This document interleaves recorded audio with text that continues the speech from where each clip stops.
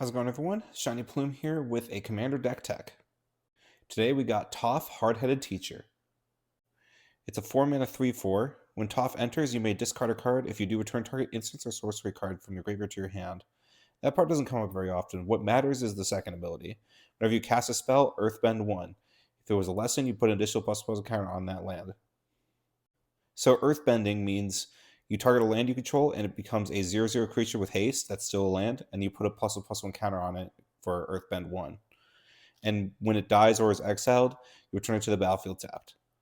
Now, usually this mechanic is to make a land a really big creature that essentially can't die, or at least if it dies or it gets exiled, it just immediately comes back.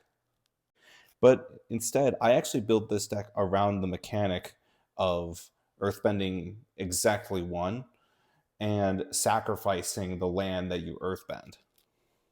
So a perfect example of a cornerstone of this deck is Orcus Lumberjack. It just says tap, sacrifice a forest to add 3 mana of any combination of red and or green to your mana pool.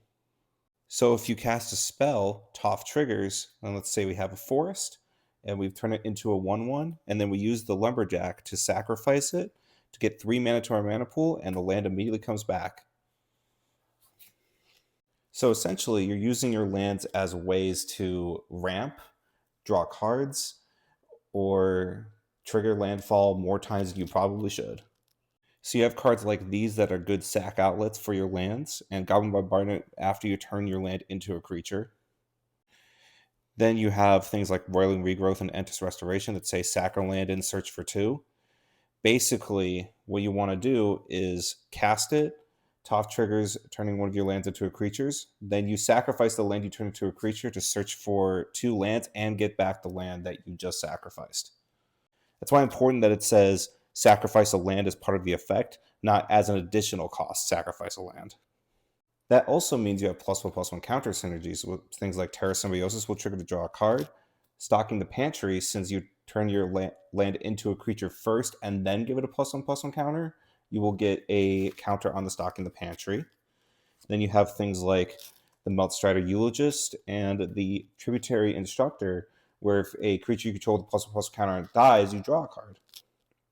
Of course, one of the best cards in the deck, Skull Clamp, where you can clamp the land that you just made into a 1/1 to draw 2 cards and get the land back. And then some Landfall payoffs. You have some Landfall payoffs that burn your opponents. And some of the more typical ones like Tyrus Provisioner, Lotus Cobra, Omnath, Avenger Zendikar, Springheart Nantuko. And some that benefit from your lands going to graveyard. If you want to see the full list, Moxfield link will be in the description.